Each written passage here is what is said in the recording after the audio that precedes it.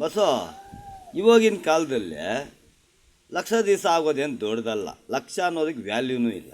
ನೀವು ಅಂದ್ಕೊಂಡಿದ್ರಿ ಲಕ್ಷಾಧಿಕಾರಿಯ ಕತೆ, ಲಕ್ಷಾಧಿಪತಿ ಅಂತ ಆವಾಗೆಲ್ಲ ಲಕ್ಷ ಇರೋನೊಂದು ದೊಡ್ಡ ಫಿಲಮ್ಗಳೇ ಬಂದುಬಿಡ್ಬೋದು. ಅವ್ನು ಲಕ್ಷಾಧೀಶನಂತಪ್ಪ, ಅವ್ನು ಲಕ್ಷಾಧೀಶನಂತೆ, ಲಕ್ಷಗಳೈತಂತೆ ಅವನ ಹತ್ರ, ಹಂಗಿತ್ತು. ಅದ್ರ ಮೇಲೆ ಕತೆಗಳು, ಪಿಕ್ಚರ್ಗಳು, ಆಳುಮೂಳು ಲಕ್ಷಾಧೀಶ ಅನ್ನೋದ್ರ ಬಗ್ಗೆ ಬಂದುಬಿಟ್ವು. ಇವಾಗ ಲಕ್ಷ ಅನ್ನೋದು ಏನು ಮಹಾ ಅಲ್ಲ.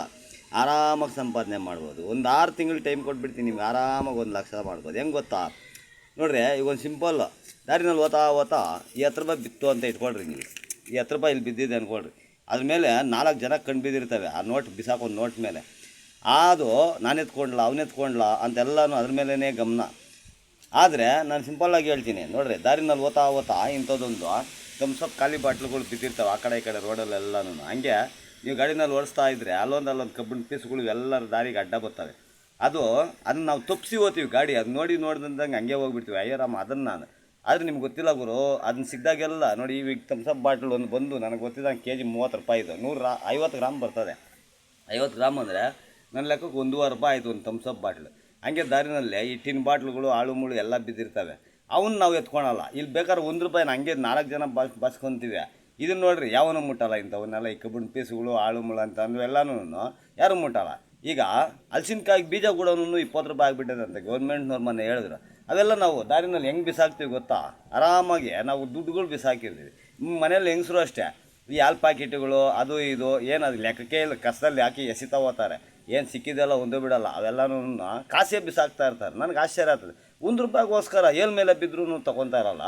ಅದೇ ಅದನ್ನು ಅಂಥವ್ನು ನಾವು ಎಷ್ಟು ರೂಪಾಯಿಗಳನ್ನ ಬಿಸಾಕಿರ್ತೀವಿ ಗೊತ್ತಾ?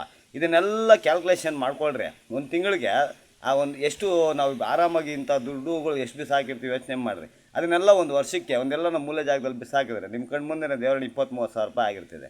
ಇನ್ನೊಂದು ಆಮೇಲೆ ನೀವು ಒಂದು ಹ್ಯಾಬಿಟ್ ಇದ್ದೇ ಇರ್ತದೆ ಮನುಷ್ಯನಿಗೆ. ಅಂದರೆ ಮಿನಿಮಮ್ ಒಬ್ಬನು ವಿಮಲ್ ತಿಂತಾನೆ, ಇನ್ನೊಬ್ಬನು ಸಾರಾಯಿ ಕುಡಿತಾನೆ, ಇನ್ನೊಬ್ಬನು ಏನೋ ಬಿಡಿ ಸಿಗರೇಟು ಕುಡಿತಾನೆ.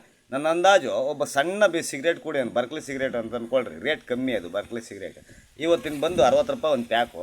ನನ್ನ ಅಂದಾಜು ಅವನು ಅಲ್ಲೊಂದು ಇಲ್ಲೊಂದು ಅಂತ ಕುಡಿದ್ರೂ ಒಂದು ದಿವಸಕ್ಕೆ 2 ಪ್ಯಾಕ್ ಸಿಗರೇಟ್ ಸೇದಾಕ್ತಾನೆ. ಅಂದರೆ 120 ರೂಪಾಯಿ ಆಯಿತು. 120 × 30 ದಿವಸ ಅಂತಂದರೆ ಅವ್ನು ಹೆಚ್ಚು ಕಮ್ಮಿ 4,000 ಚಿಲ್ಲರೆ ಒಂದು ತಿಂಗಳಿಗೆ ಸುಟ್ಟು ಬಿಸಾಕಿರ್ತಾನೆ. 12 ತಿಂಗಳಿಗೆ 12 4 48 50 ಸಾವಿರ ರೂಪಾಯಿ ಗೊತ್ತಿಲ್ದಿರೇ ಅವನು ಹಾಳು ಮಾಡ್ಕೊಂಡಿರ್ತಾನೆ. ಇದೊಂದು. ಆಮೇಲೆ ಸಾರಾಯಿ ಕುಡಿಯೋನು, ಫಾರ್ ಎಕ್ಸಾಂಪಲ್ ನಮ್ಮ ನಾರಾಯಣಪ್ಪ ಅಂತ ಇಟ್ಕೊಳ್ರಿ. ನಾನು ನೋಡ್ದಂಗೆ 2.25 ಕ್ವಾರ್ಟ್ರ್ ಡೈಲಿ ಕುಡಿತಾನೆ. ಬೆಳಗ್ಗೆ ಅರ್ಧ, ಮಧ್ಯಾಹ್ನ ಅರ್ಧ, ಸಾಯಂಕಾಲ ಅರ್ಧ, 5 ಗಂಟೆಗೆ ಅರ್ಧ. 2.25 ಕ್ವಾರ್ಟ್ರ್ ಕ್ವಾರ್ಟ್ರ್ ಬಂದು ಇವಾಗ ಅದು 100 ರೂಪಾಯಿ. ಅದು 5 ವಾಟ್ಸ್ ಕಮ್ಮಿ ರೇಟ್. 250 ರೂಪಾಯಿ. 250 ರೂಪಾಯಿ × 350 ದಿವಸ ಅಂತಂದರೆ ಅದು ಎಷ್ಟಾಗ್ಬಿಡ್ತದೆ ಗೊತ್ತಾ ನಿಮಗೆ? ಅಷ್ಟು ದುಡ್ಡು ಅದನ್ನ ಪಾಪ ಸುಟ್ಟಾಕಿರ್ತಾರೆ. ಇದೆಲ್ಲ ಸೇರಿಸಿದ್ರೆ ಲಕ್ಷಗಳು ಎಷ್ಟು ನಮ್ಮ ಕೈಯಿಂದ ನಾವೇ ನೋಡ್ದಂಗೆ ಹಾಳು ಮಾಡ್ಕೊಂಡಿದ್ವಿ. ಇವೆಲ್ಲ ಸ್ವಲ್ಪ ಒಂದು 6 ತಿಂಗಳು ಬಿಟ್ಟರೆ ಅವ್ನು ಲಕ್ಷಾಧಿಕಾರಿ ಆಗೋಗ್ಬಿಡ್ತಾನೆ. ಲಕ್ಷಾಧಿಪತಿ ರಾಜ ಕತೆ ಅಂತೇಳಿ ಅವನ ಮೇಲೇ ಪಿಕ್ಚರ್. ಹೌದಲ್ವಾ?